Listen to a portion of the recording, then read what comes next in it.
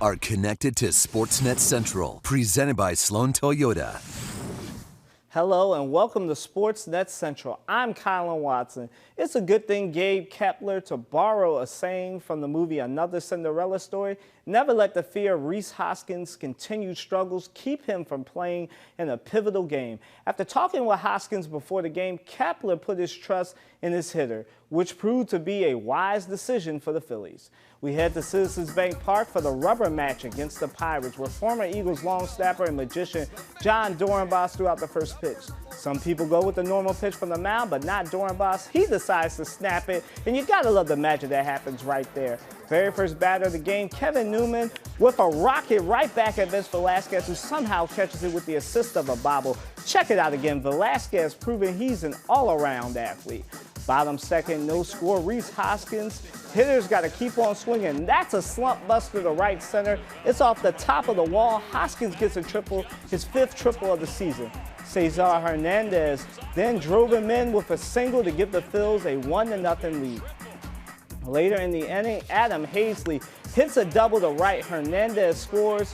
Phillies grab a 2-0 lead. Next inning, Hoskins up to bat again with a runner on first. He smacks one to left center. The ball takes a strange hop. Bryce Harper takes advantage and scores. Hoskins ends up with a double, and you gotta see this again. That ball bounces up and rolls along the top of the fence, settles in the flower bed. I can't say that's ever happened before. 3-0 Phillies. Bottom fifth, Corey Dickerson, when he's in the lineup, good things happen, sends that one to left center field, solo home run, Phillies up 4-2. Then Harper singles to right, Real Muto scores, Phillies up 5-2, and the surge continues. Two batters later, bases loaded for Hernandez. He singles up left center, two more runs score, Phillies up 5 runs in the fifth and lead it 8-2. Bottom six, Real Muto on his Beyonce. He sends that ball to the left, to the left, to the left. His 20th of the season. First Phillies catcher with 20 or more homers in the season since Mike Lieberthal in 1999. Phillies win 12-3 and pick up a much-needed series win. With summer winding down, Philly is ready for some football. Before the September 8th home opener against the Washington Redskins, the Eagles are in North Jersey at MetLife Stadium to face the Jets in the all-important 4th preseason game. Now, while this game does not matter much to most fans because the starters are not playing, it matters to people who are trying to make an NFL roster and avoid getting cut. People like Philly native Sharif Miller, who even though he is a 4th-round pick, he's still fighting for that 4th defensive end spot on a loaded D-line with Deshaun Hall and Josh Sweat. With cutdown day approaching, Coach Doug Peterson knows this is a hard part of the business. I just appreciate all the hard work that these guys did for through training camp, obviously through the off season, and they left it in our hands, and now it's our opportunity now to, make some tough decisions in the next couple of days. Meanwhile, as the birds flew the coop, their nest, the link, was taken over by the ladies. Philly and breaking records just go together like saying you want salt, pepper, and ketchup on fries at the steak shop. That's just one word here in Philly. Philly set the attendance record for a women's soccer friendly with more than 49,000 in attendance at Lincoln Financial Field. They were all on hand to watch Carly Lloyd and the national team take on Portugal. As they go through the national anthem, Carly Lloyd right there. We pick things up in the second half. Lloyd takes that cross pass and puts it in. Check out the celebration, a little fly Eagles fly from the Delran native. And just in case you're any NFL team in desperate need of kicking help, that was good. The U.S. women's team beats Portugal 4-0 on the Philly leg of their victory tour. The 76ers, fresh off a strong free agency period, but are still looking to add more veteran help off the bench. And they could turn to a familiar name. Our sources say former Sixers center Spencer Hawes will work out for the team. Hawes played 4 seasons with the Sixers from 2010 through 2014. He played games in the G League last season. 7-time All-Star Joe Johnson will also be working out for the Sixers. It's the summer and baby mania is running wild in the Philly sports scene. First up is crew Aaron Harper, born Thursday and weighing in at 7 pounds and 9 ounces, and his dad promptly hit a home run in his first game back from paternity leave. Welcome home, crew. There's also a new addition to the Flyers family. Flyers captain Claude Giroux and wife Rayanne also welcomed the baby boy into the world. And ready to welcome little Giroux was none other than Gritty, who was already spoiling the kid. Uncle Gritty getting that locker ready for the Flyers' newest addition. And the new additions do not just stop with kids, they also include the Wells Fargo Center. The center is undergoing a renovation and a new thing was added to the interior of the building.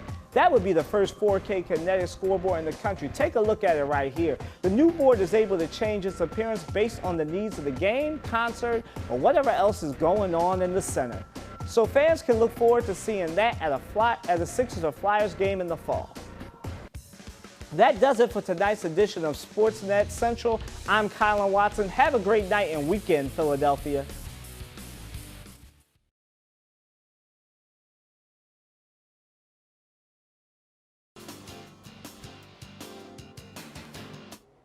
Coming up in sports at 4:45, I'll tell you about what happened when the USA and Chile met at the World Cup. Also, I'll have the story of an SU lacrosse player who will also be playing for her country in the lacrosse women's under-19 World Cup. That story and more in the 4:45 Sports Block. When most people think of game-winning shots, they think of names like Michael Jordan, LeBron James, Kevin Durant. Well, I have the story of a local athlete who hit a game-winning shot and brought a title to a championship-starved community. It felt incredible, you know. It was a crazy experience to be running around, throwing your pads off, and your teammates running at you. Reed Jakowski is a senior midfielder for the Lafayette boys lacrosse team.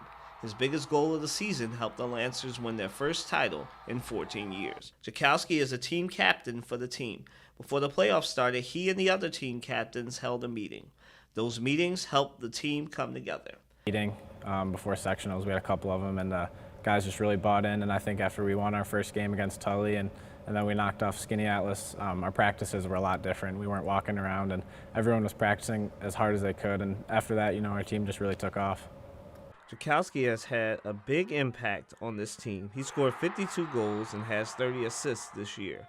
His coach asked him to make a big change. Jakowski was asked to make a position change. His junior year, he played on the defensive side of the ball, and this year, he had to make the switch to a midfielder. And his coach said that is just the type of player and the type of leader Reed Jakowski is. Lead by example type of a captain. We didn't really have anybody from the team that was a vocal captain. O'Hara said asking Jakowski to change positions and him being so willing to do it really helped in bringing this team together. And when you're a younger guy looking at a senior who has an established position and you see that he's willing to do whatever the team needs him to do to make the team better, that's just a huge example for the guys coming up. Jakowski will continue to play college lacrosse at Robert Wesleyan College in Rochester, New York. Now, this Lafayette Lancer team had to go through a lot to win a title. One of the things that Coach O'Hara told me was a big hurdle to overcome was getting students from Onondaga Central schools acclimated to the team. This team is made up of members from the Lafayette community, Onondaga Nation, and kids from OCS. So to win a title despite going through all that, that really speaks to this team's ability to bounce back. So Ray and Iran, back to you. We'll be right back after the break.